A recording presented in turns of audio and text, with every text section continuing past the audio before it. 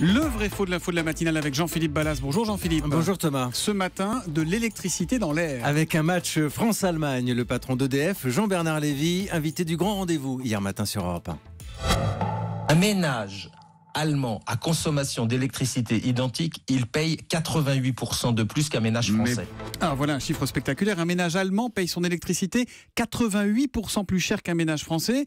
C'est ce qu'affirme le patron d'EDF. Mais il dit vrai ou il dit faux, Jean-Philippe ? Eh bien, il dit vrai, Thomas. Les Allemands ne nous battent pas systématiquement. Alors, ce chiffre de 88%, il peut varier, diminuer d'une période à l'autre. Mais oui, on est dans cet ordre d'idées. On est pratiquement du simple au double. Question simple, pourquoi une telle différence ? Réponse simple, le nucléaire, avec nos 58 réacteurs, nous sommes plutôt bien équipés. Et résultat, chez nous, produire de l'électricité, ça coûte moins cher.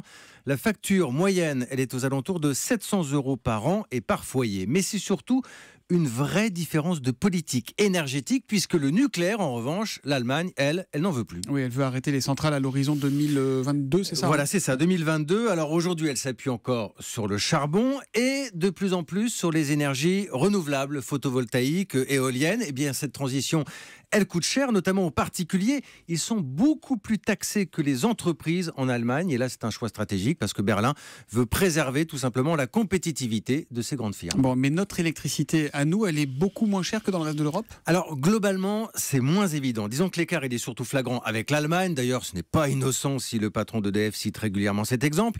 Façon de dire, oui, on peut augmenter les prix, on a encore de la marge et il va falloir de l'argent pour entretenir notre parc. Beaucoup d'argent d'ailleurs avec le PR. Si bien qu'à terme, attention, l'écart pourrait bien se resserrer côté facture entre nos deux pays. Et c'est ce que nous disait Axel de Tarlé il y a quelques jours. Exactement. C'est que le solaire, du coup, va devenir plus intéressant économiquement. Voilà, Absolument. Le vrai faux de l'info de la matinale. Signé Jean-Philippe Ballas tous les matins après le journal de 7h30 sur Europe 1. À demain Jean-Philippe. À demain.